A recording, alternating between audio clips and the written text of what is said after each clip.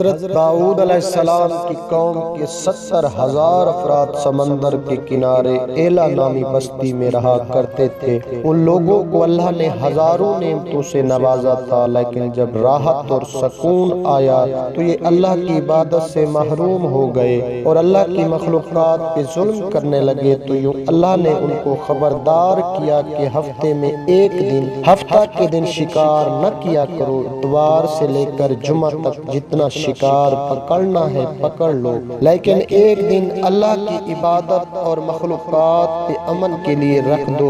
یوں اللہ نے ان کا امتحان لینا شروع کر دیا۔ وہ اتوار سے لے کے جمعہ تک سمندر میں مچھلیاں پکڑنے لگتے تو مچھلیاں زیادہ مقدار میں ہاتھ نہ آتی، اور ہفتے کے دن سمندر کو دیکھتے تو ان کو بڑی بڑی مچھلیاں نظر آنے لگتی۔ ان لوگوں میں سے ایک شخص کو شیطان نے ورگلایا کہ پریشان کیوں ہوتے ہو، میری ترکیب پہ عمل کرو، تم شکار سے کبھی محروم نہیں رہو گے۔ تو بس شیطان کے کہنے پر اس شخص نے ہفتے کے دن کانٹا لگا کے ڈوری کو سمندر میں ڈال دیا تاکہ مچھلی پھنسے، اور شیطان نے کہا اس مچھلی کو تم اتوار کے دن نکالنا، اور یوں ہفتے کی حرمت بھی باقی رہے گی اور تمہارا شکار بھی ہو جائے گا۔ بس شیطان کی بتائی ہوئی ترکیب پہ ہفتے کے دن مچھلی پھنسی رہی اور وہ اتوار کے دن نکالتا اور خوشی سے کھاتا۔ جب آس پاس کے لوگوں نے پوچھا تو ان کو بھی یہ ترکیب بتانے لگا، اور یوں اس قوم کے کچھ لوگ ہفتے کے دن مچھلی پکڑنے کے لیے جال پھینکتے اور اتوار کے دن نکالتے،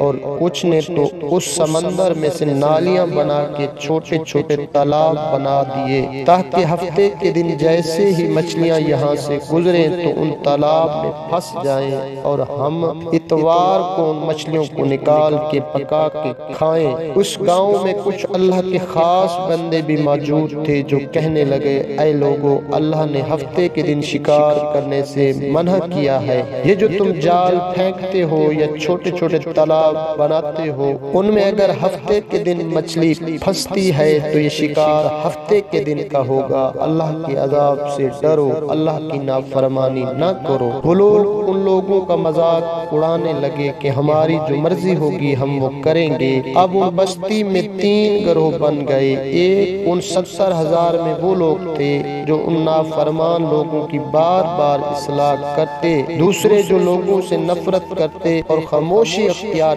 کیے ہوئے تھے، اور تیسرے وہ جو گمراہ ہو کر اللہ کی نافرمانی کر رہے تھے۔ تو یوں نیک بندوں نے بستی کے بیچ میں سے دیوار کو کھڑا کر دیا اور یہ حکم نافذ کیا کہ اللہ کی نافرمانی کرنے والے اس طرف ہو جائیں اور ہم جو اللہ کے فرما بردار ہیں وہ اس طرف رہیں گے۔ وہ صالح لوگ بار بار کہتے رہے، اے لوگو، اللہ سے ڈرو۔ قوم سمود، قوم لوط کا جو حشر ہوا اس کو یاد کرو، اللہ کی نافرمانی نہ کرو ورنہ تم پر بھی کوئی عذاب آئے گا۔ وہ سارے نافرمان جن کی تعداد 12,000 تھی ہنستے رہے کہ یہ تو سب کتابی باتیں ہیں، ہم پہ کوئی عذاب نہیں آئے گا۔ بس جیسے ہی وہ گروہ 2 حصوں میں تقسیم ہو گیا، ایک وہ جو اللہ کے فرما بردار بندے دیوار کے اس طرف تھے، اور دوسرے وہ جو نافرمان بندے جو دیوار کے اس طرف تھے، وہ نافرمان پوری رات ہنستے رہے، مذاق اڑاتے رہے، اور وہ اللہ کے خاص بندے دیوار کے اس طرف اللہ سے معافی مانگنے لگے۔ بس جیسے ہی صبح ہوئی، وہ نیک صالح انسان اٹھے اور محسوس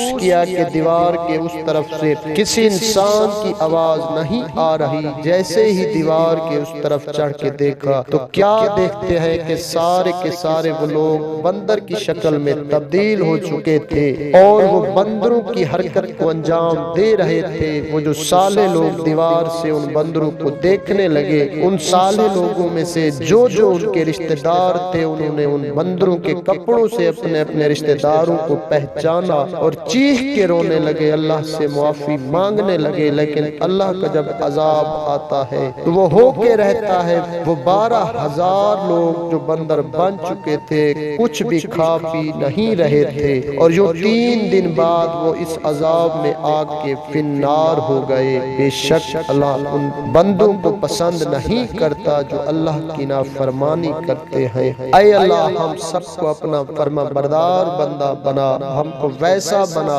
جیسا تو ہمیں دیکھنا چاہتا ہے، اور ہم پر بھی اپنی رحمتوں اور برکتوں کا نزول فرما۔ آمین یا رب العالمین۔